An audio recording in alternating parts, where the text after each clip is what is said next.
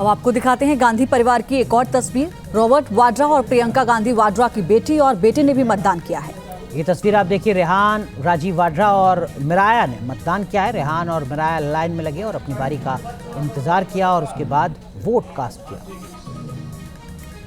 तो प्रियंका गांधी की बेटी ने पहली बार वोट डाला है, वो पहली बार वोटर रहीं।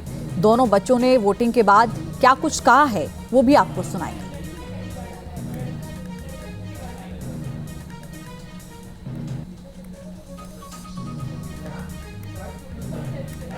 फिलहाल रॉबर्ट वाड्रा मीडिया में कुछ कहते हुए नजर आ रहे हैं, वो आपको सुनाते हैं। Very important election.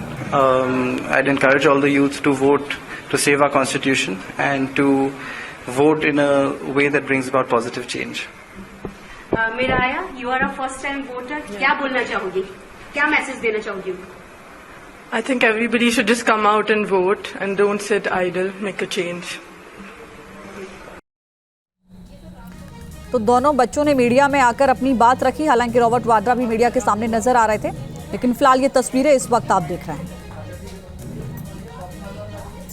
और एनके सर लगातार वरिष्ठ पत्रकार हमारे साथ जुड़े हुए हैं। एनके सर, अगर हम पूरे परिप्रेक्ष्य में बात करें, चाहे यूपी, चाहे दिल्ली, चाहे हरियाणा, जिन जिन राज्यों में इलेक्शन हो रहा है सर, बात हो रही है एनडीए वर्सेस इंडिया गठबंधन की। क्या सर आपको लगता है कि ये गठबंधन पूर्ण रूप से असरदार रहने के आसार 100% नजर आते हैं? क्योंकि सर जो कार्यकर्ता, जो समर्थक सालों साल एक दूसरे से प्रतिस्पर्धा करते हैं, एक दूसरे से लड़ते हैं, झगड़ते हैं, क्या वो सामान की तरह एक साथ आ सकते हैं? उसका असर बड़े पैमाने पर नजर आएगा इस बार?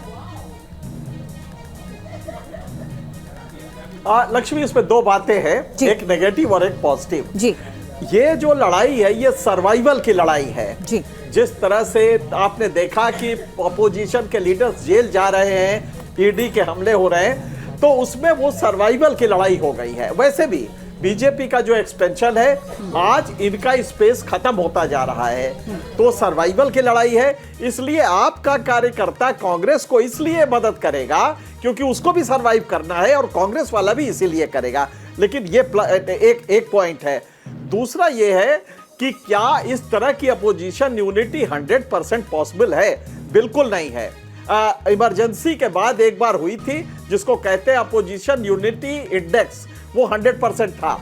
लेकिन आज मुझे लगता है कि ये 50-60% से ज्यादा वोट ट्रांसफर नहीं होगा। और अगर 50-60% भी होता है तो मुझे लगता है एक बड़ी उपलब्धि होगी। कितना सीट में बदलेगा मैं नहीं कह सकता, लेकिन अगर 50% भी अपोजिशन यूनिटी इंडेक्स बन गया है तो ये एक बड़ी उपलब्धि होगी।